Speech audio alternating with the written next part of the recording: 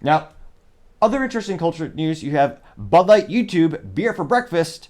Well, that commercial fails in every metric possible. So it was the same video that they put on Twitter also, where, again, perhaps this shows how much, perhaps it must show how dark and sad your life might be if you actually consume Bud Light.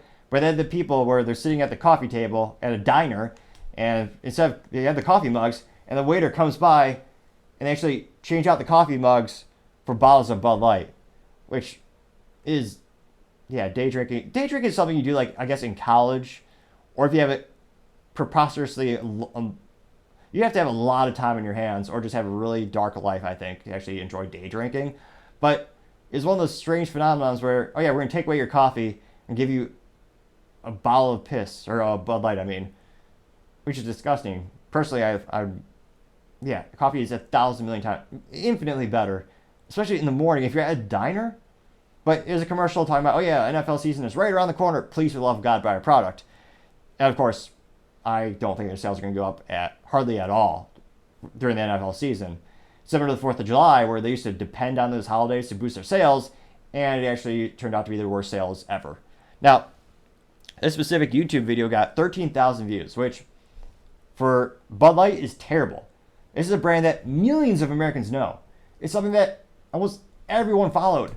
And now a YouTube video, they used to get hundreds of thousands, millions of views. Now they're getting 13,000 views. And only had 17 comments? That's terrible engagement for a multi-trillion-dollar company.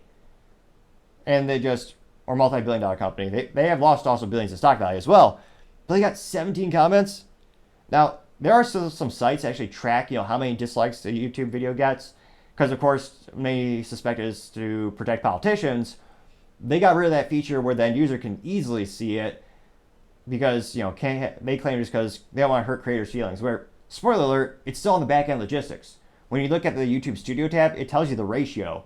So, it doesn't save anyone's feelings. And that's just ridiculous. So, many people suspect they did it just to protect politicians who are looking terrible. But a site will still track it. And apparently, again, this video had 13,000 views. They got 13,000 views, 62 likes, which is so bad. I can't even properly articulate how much of a failure that is. So they got 62 likes and 1,300 dislikes. That is the definition of what the youth will call ratioed. 1,300 dislikes. That's astronomical. How bad.